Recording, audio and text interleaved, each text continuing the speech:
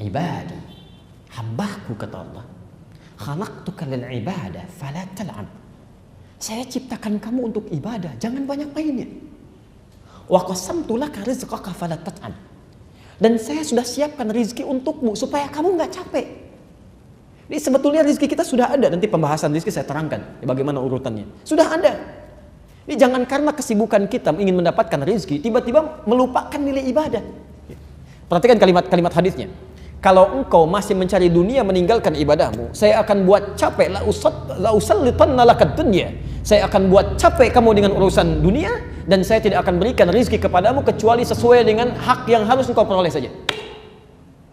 Misal ada orang kerja capek luar biasa, kerja keras, masya Allah, saking kerasnya berangkat gelap, pulang gelap, lupa sholat, lupa macam-macam. Lu menghasilkan 100 miliar, dia bangga, ini kerja keras, saya dapat 100 miliar. Kata Allah, kamu gak usah bangga, memang rezeki kamu itu segitu.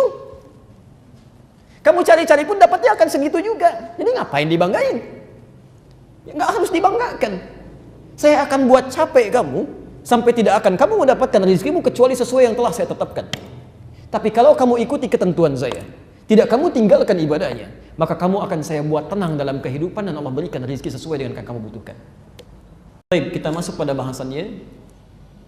Bismillahirrahmanirrahim. Di pertemuan lalu kita sudah tuntas bahaskan mengenai makna ayat Maliki Yaumiddin dan kita kaitkan dengan kalimat Iyyaka na'budu wa iyyaka nasta'in. Kesimpulan pertama, ayat Maliki Yaumiddin memberikan pesan kepada kita bahwa semua nikmat yang Allah titipkan kepada kita hakikatnya bukan milik kita tapi milik Allah. Saya ulang ya, hakikatnya bukan milik kita tapi milik Allah. Malik, Allah yang punya, bukan kita yang memiliki.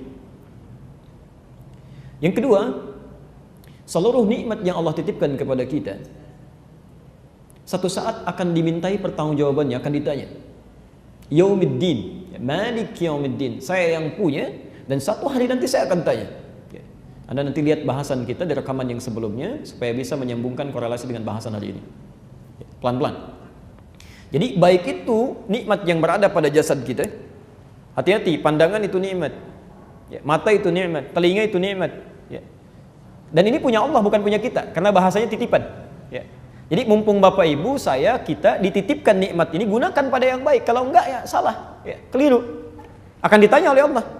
Ya Allah, Engkau titipkan kepada kami berbagai hal, termasuk jasad kami. Jasad ini juga akan kembali kepada Allah, kan? Bahkan Allah menegaskan di Quran surah kedua Al-Baqarah ayat 156, ya. Idza asabatkum musibah qalu inna lillahi wa inna ilaihi rajiun. Kalau diuji dengan musibah, Anda bersabar, yakinkan pada diri, inna lillah, kami milik Allah. Kami, bahkan tubuh kami ini semuanya, ya. Wa inna ilaihi raji'un, dan satu saat kami akan kembali kepada Allah dan ditanya tentang semuanya ini. Ya, latus alunna yauma idzin 'anil na'im, akan ditanya semuanya.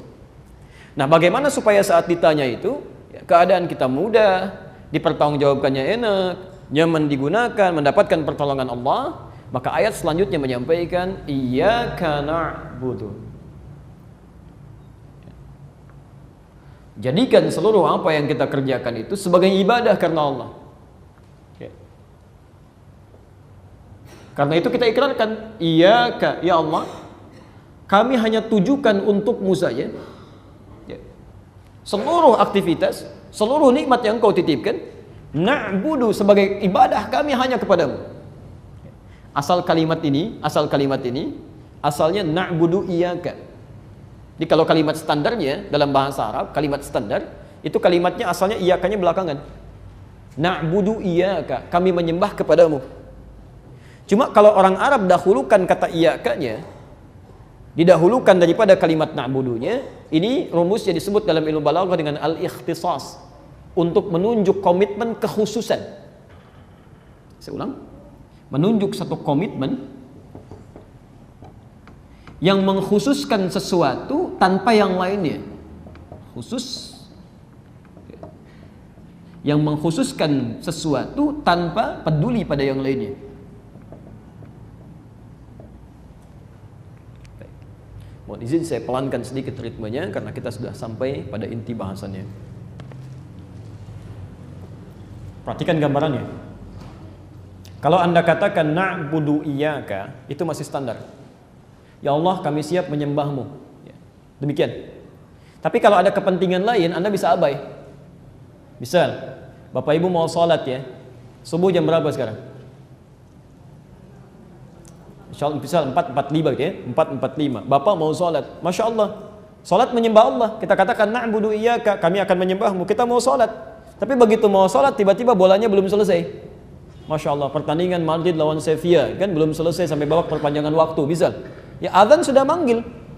Maka ketika orang-orang cuma mengatakan na'budu iyyaka, dia masih peduli pada yang lainnya. Mungkin simpan dulu. Ya, mohon maaf, TV-nya teruskan dulu, sholatnya simpan dulu. Begitu selesai tayangan bolanya baru kemudian sholat. Sama ibu juga ya, Masya Allah. Begitu sedang nawar, misal ya di Mall Kelapa Gading sedang nawar sesuatu, tiba-tiba azan berkumandang, Allahu Akbar, Allahu Akbar. Di sana ada musola. Ibu sholat dulu atau nawar dulu? Alhamdulillah, begitu ibu mau sholat, tiba-tiba di suara itu setan masuk ke situ mengatakan diskonnya naik 95%. Sholat dulu atau kembali nawar? Tidak mudah gitu ya. Itu nggak mudah. Tidak mudah ya. Baik, pelan-pelan. Saya kembalikan. Nah, kalau kita mencoba menafikan ya, yang lainnya selain satu hal tertentu, pokoknya saya mau fokus pada yang ini, yang lain enggak. Itu rumusnya dalam bahasa Arab, dahulukan iyakanya ke depan, pekerjaannya diakhirkan. Seakan-akan kalau Anda sudah mengatakan iyaka hanya untuk Allah saja, maka yang lain itu hilang. Yang lain hilang. Maka kalau orang sudah iyaka saat dia mau beribadah, maaf, dia mau sholat dia nggak peduli. Ya. Apakah ada situasi misalnya acara di TV, pekerjaan yang tidak terlampau penting, ya, dia nggak akan peduli. Yang penting sholat ya kerjakan. Ya. Bapak juga sama dalam Jumat itu kenapa disandingkan dengan jual beli? Ya. Dengan jual beli. Bahkan di ayat ke-11 ada isyarat bahwa ada orang-orang yang tega mengabaikan Jumatnya demi kepentingan bisnisnya. Ada bisnis di tanda tangan, proyeknya miliaran terjadi pada saat Jumat. Dia tinggalkan Jumatnya, dia kejar bisnisnya. Bisa terjadi gitu ya. Bisa terjadi. Zaman Nabi pernah ada yang begitu di awal-awal masa Jumat karena belum tahu. Pernah. Sampai turun ayat, wa idza ra'au tijaratan aw lahwan faddu ilaiha wa tarakuka qa'imah. Kata Ibnu Katsir ketika beliau sedang khutbah, ditinggalkan oleh banyak orang, tersisa tinggal 12 orang saja. 12 orang ya. Nah, ada rumus nanti ditafsir, kalau ada kejadian tidak disebutkan orangnya, kapan kejadiannya, itu pertanda kejadian dimaksud akan berlangsung di masa berbeda dengan tokoh yang berbeda. Bisa ada, bisa didapati ya. Nah, orang iyaka tidak begitu. Begitu dia katakan iyaka, cuma Allah aja, yang lain enggak. Yang lain enggak. Nah, yang menarik, ini poin kita. Na'budu, kami akan jadikan semua nikmat yang Allah titipkan untuk kepentingan ibadah saja. Allah titipkan nikmat mata, maka mata akan digunakan untuk kepentingan ibadah. Lisan digunakan kepentingan ibadah. Telinga digunakan kepentingan ibadah. Sampai ujung kakinya. Ini baru tubuh. Ya. Belum pakaian. Jadi Anda dikasih pakaian fungsinya apa? Bukan untuk pamer. Bukan untuk ria. Bukan untuk dilihat orang. Ya. Tapi bagaimana Allah suka dengan pakaian kita? Dipakai sholat nyaman, kan? Masya Allah. Dipakai ibadah nyaman. Bagaimana dengan kendaraan? Sama. Ya, jadi ketika Allah titipkan motor kepada Anda, mobil kepada Anda, hakikatnya bukan untuk memudahkan urusan dunia saja, tapi bagaimana caranya jadi ibadah. Ya. Maaf kalau cuma kendaraan aja, jangankan orang Islam, non-Muslim pun punya. Apa yang mau dibanggakan? Sama-sama punyanya. Cuma harus beda antara kendaraan kita dengan kendaraan orang lain. Harus beda antara rumah kita dengan rumah orang lain. Ditulisin baiti jannati, rumahku surgaku, tapi orang rumahnya nggak pernah sholat. Rumahnya ke surga, yang orangnya enggak.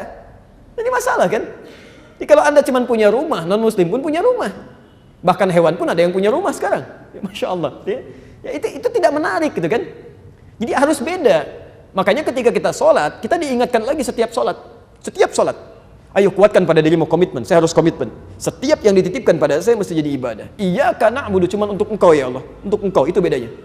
Ya. Jelas sampai sini ya?